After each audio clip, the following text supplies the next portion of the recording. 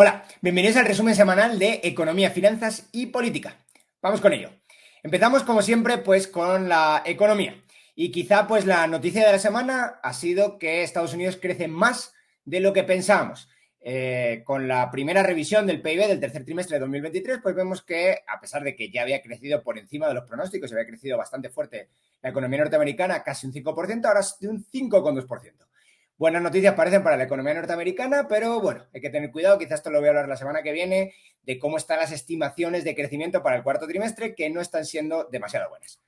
La otra gran noticia de la semana ha sido los PMIs de China. Como sabéis, los PMIs es una de las formas más adelantadas de que tenemos los economistas, en general los analistas, de ver la actividad económica. Y China ha sorprendido a la baja los PMIs y además están en retroceso el PMI de manufactura y casi en el retroceso el PMI de no manufactura de servicios. Entonces, China está complicadita, como otras muchas cosas, otros muchos indicadores, nos dan información de ello. Esto lo voy a poner un poquito para acá para que la podamos ver, una buena noticia también en Estados Unidos, el tráfico aéreo, el número de personas que viajan en avión ha vuelto ya por fin en 2023 a los niveles de 2019. Por lo tanto, pues parece que hemos tardado en llegar a la normalidad, pero hemos llegado a la normalidad, no a ninguna nueva normalidad. Más noticia estructural, quizás, si lo queréis ver así, el gap estructural entre la productividad, entre Europa y el resto de regiones económicas avanzadas, se hace grande. Entonces, tenéis ahí arriba, Estados Unidos en amarillo y cómo, la productividad por persona empleada ha ido creciendo constantemente y aunque también crece en Europa, pero crece muy, muy despacio. Y la productividad global también está creciendo fuerte, todavía está muy por debajo de la productividad europea, pero bueno, al ritmo que va, quizá en algún momento lo va a atrapar. Entonces, Europa básicamente como continente o como zona económica está bastante estancada, por desgracia. Más de corto plazo, la inflación y en concreto, ¿cuánto y cómo le preocupa la inflación a las empresas? Este es el número de empresas del Standard & Poor's 500 en Estados Unidos, en las que en sus comunicaciones dicen o mencionan de alguna manera cuando van a dar resultados la palabra inflación. Entonces, como veis, en algún momento, en 2022, llegaron a ser prácticamente todas, más casi como el 85% de ellas, 420 o algo así, de 500, estaban diciendo que les preocupaba la inflación.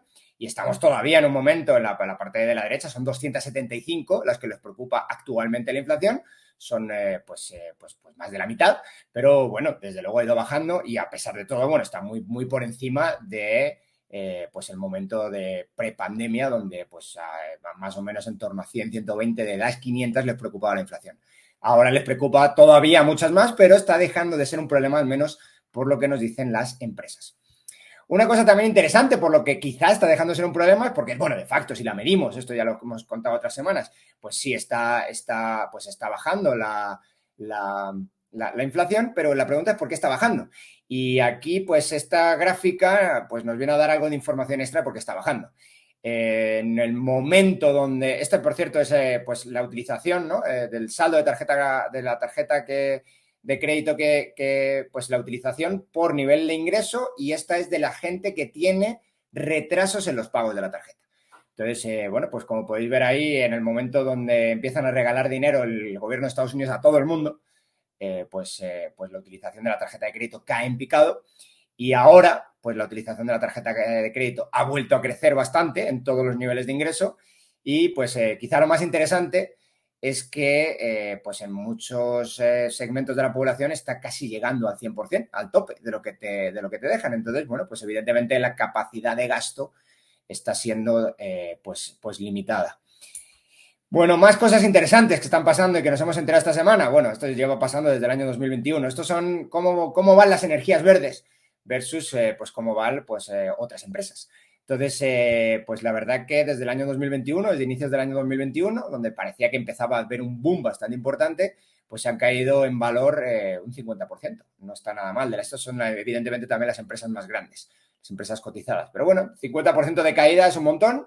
Esto se explica por varias causas. La primera de ellas es pues el interés, ¿no? Un interés muy alto en este tipo de energías usualmente le da bastante, o las penaliza bastante porque no tienen costes variables, o bueno, esto es una exageración, o sus costes variables no son tan importantes si es casi todo CAPEX. Entonces, bueno, pues si se te hace caro pues el capital, pues evidentemente te va a ir peor a tu empresa. Pero bueno, en cualquier caso, contrasta un montón. La otra gran causa son la subida de precios. La subida de precios de pues de los materiales con los que están hechos pues las propias tecnologías verdes les están haciendo también bastante daño. Entonces, tanto la inflación como la subida de tipo les ha hecho daño por los dos lados. Es bastante interesante ver, pues, que, bueno, a pesar de que todo esto también, pues, podría estar haciendo bastante daño en la Standard Poor's 500, pues, de facto, el Standard Poor's 500 desde el año 2021 ha crecido un 20%. Cierto es que si quitamos de ahí a las primeras 7 compañías, se va a quedar más o menos plano. Pero bueno, de que se quede plano a que caiga un 50% de las energías verdes, hay un paso bastante grande. Entonces, bueno, pues parece ser que no son tan rentables como nos habían dicho estas tecnologías verdes. Interesante también y muy vinculado al tema del ecologismo. Este es del cash flow que tienen las empresas petroleras, pues ¿qué hacen con él? Entonces, en la línea azul tenéis, pues estos son pues CAPEX, reinvertir en el negocio básicamente. Pues en azul un poquito más clarito tenéis pues intentar hacer pues, la transición pues, a energías con bajo nivel de CO2, que prácticamente no hay nada. En la línea naranja tenéis los dividendos y las recompras de acciones, es decir, pues si le están o no le estarían devolviendo capital a los accionistas. Y en amarillo tenéis la deuda, el repago de deuda. Entonces, una cosa interesantísima es, pues, ¿dónde está el quiebre de esto, ¿no? A partir más o menos de 2016 se ve que constantemente invierten menos estas empresas en su cifra de negocio y básicamente le están devolviendo, tanto ya sea como deudores como accionistas, les están devolviendo el capital. Todos los beneficios que tienen, en vez de reinvertir en el negocio, se lo están dando a los, pues a los dueños legítimos de ese negocio, a los accionistas y en parte también pues a los deudores. Entonces, la pregunta es ¿por qué ocurre esto? Y bueno, pues no parece que sea una casualidad que aproximadamente de 2015 les estén diciendo por activa y por pasiva que el futuro no va a ser las energías fósiles. Entonces, pues es evidente que si tú crees que el futuro no va a ser las energías fósiles y te lo están diciendo y repitiendo constantemente desde las instituciones públicas, pues tiene todo el sentido del mundo que en una industria donde el payback, ¿no? El repago de cualquier inversión es a muy largo plazo, pues básicamente salgan corriendo de estos negocios y simplemente dejen que los activos que están se deprecien del todo y pues salir del negocio como y cuando puedan. Entonces esto es lo que está empezando a ocurrir. Curiosamente, en algún momento, ya ha pasado en el pasado, se estaban quejando de que, bueno, pues estas compañías parece que ya no son tan sensibles a los cambios de precios. Y bueno, claro que no lo son, evidentemente que no lo son. Si no están reinvirtiendo en el negocio, lo único que están haciendo es pasivamente dejar que todos sus activos se deprecien por motivos puramente políticos. Bueno, también vinculado al tema energético, esta semana viene muy cargada de temas energéticos, este es el coste de almacenamiento de la energía. Esto es interesante porque, bueno, pues como podéis ver tenéis un gráfico, este gráfico me parece que era del Financial Times, si no estoy mal. Entonces, bueno, pues tenéis aquí diferentes tecnologías, pero lo más interesante es cómo se van acumulando pues inversión en esas tecnologías. Lo tenéis ahí en el eje X, la acumulación de capacidad instalada, y en el eje Y tenéis el precio.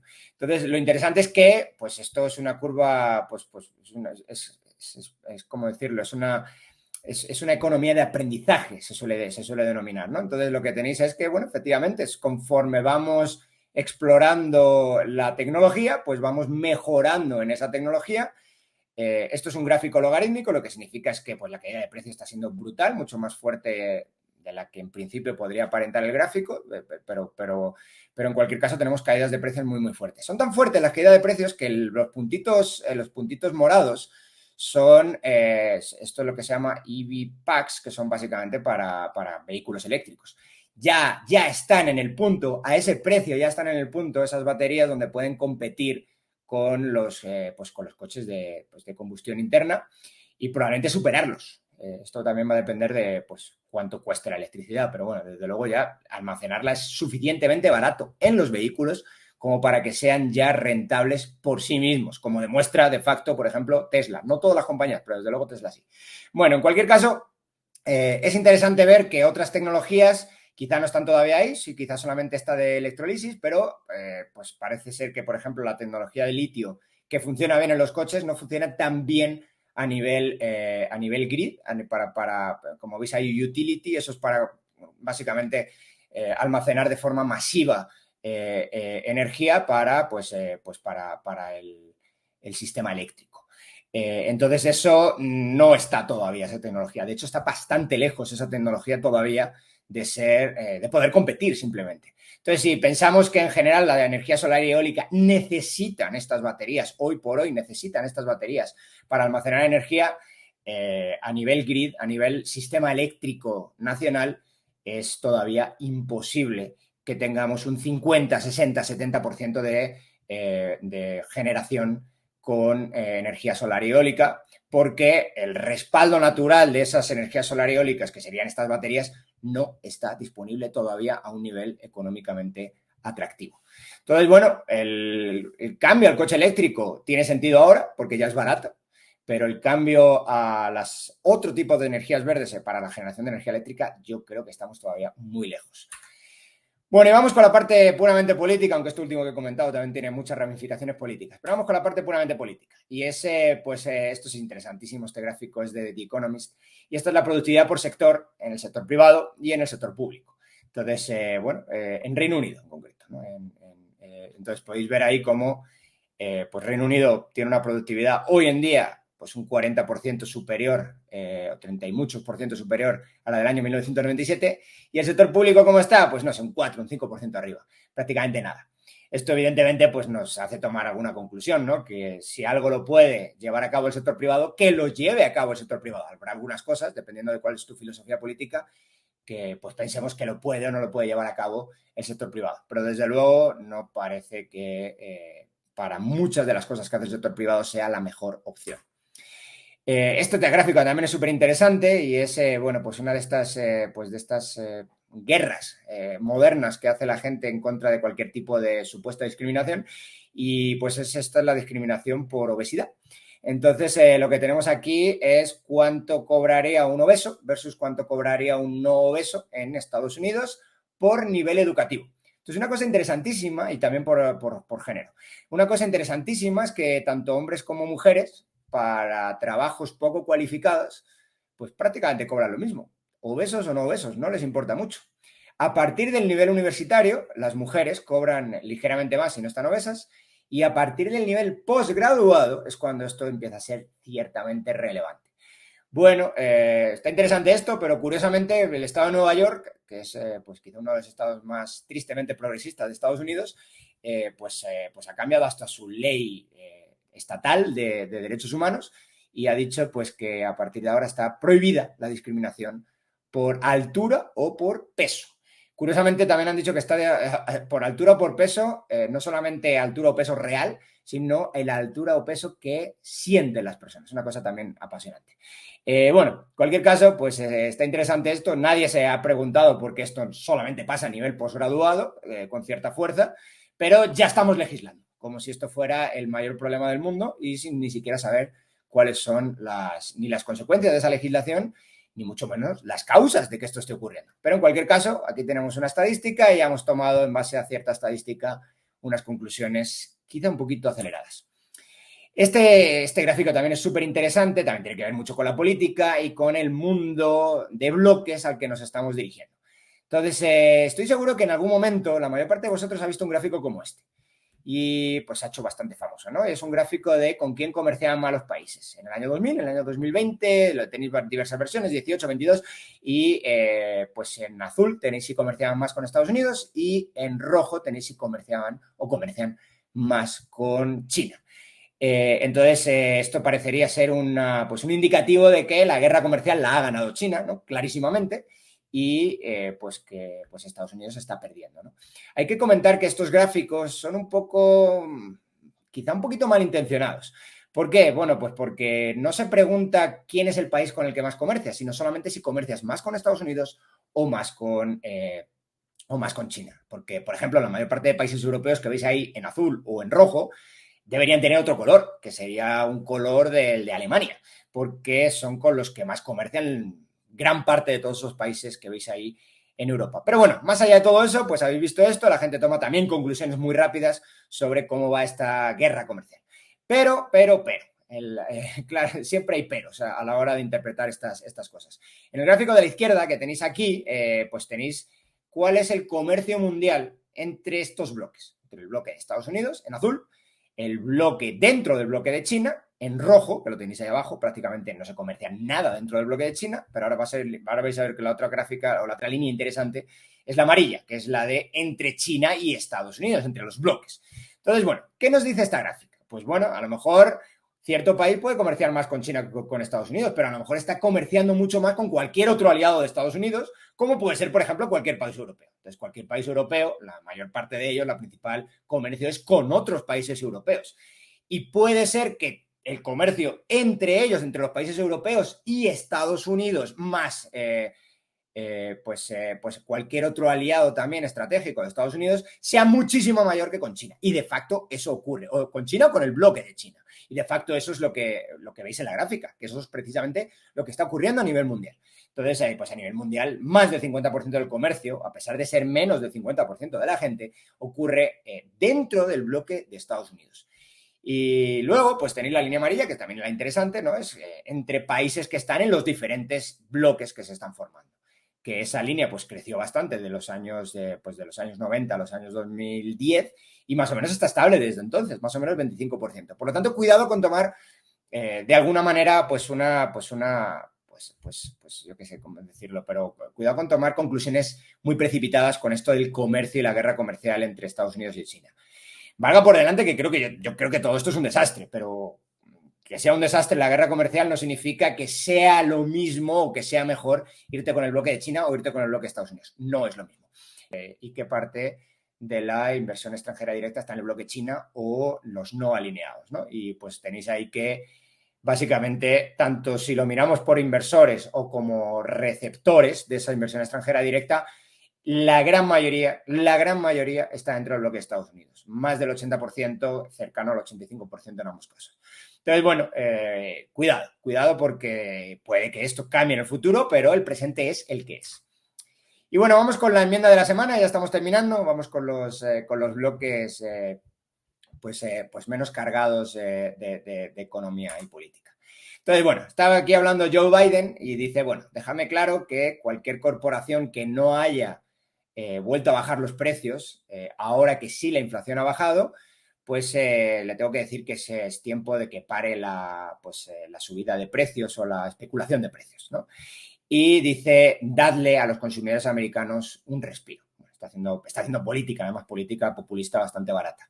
Entonces, bueno, ¿qué es lo que le podríamos contestar a Joe Biden? Pues que aprenda un poco de estadística básica y de economía básica.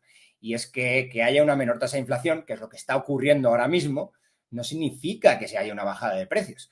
Y que haya una tasa de inflación positiva, aunque sea una tasa pequeña, que todavía no es pequeña o no está en línea con los objetivos de los bancos centrales, esos son precios crecientes, incluso si crecen a menor velocidad.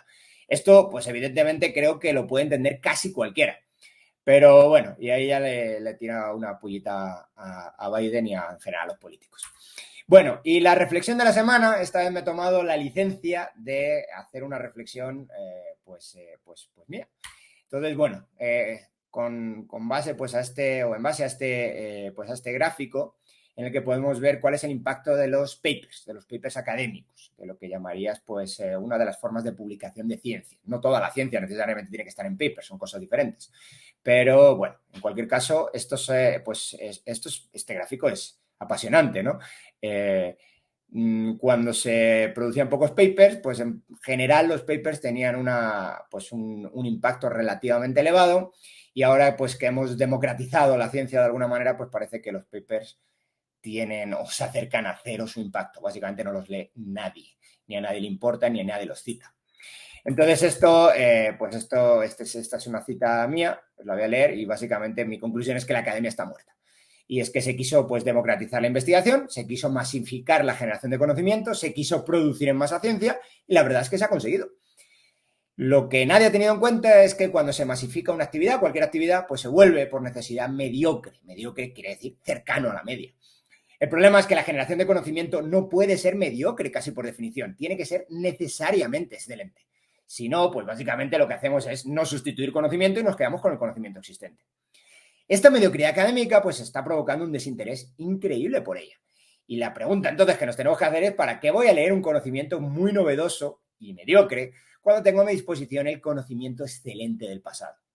Y al final, si hoy casi cualquiera puede publicar casi cualquier cosa en casi cualquier journal, la pregunta es, pues, ¿qué tipo de cosas están publicando? Y como es lógico, estas cosas, pues a nadie las lee y a nadie le importan.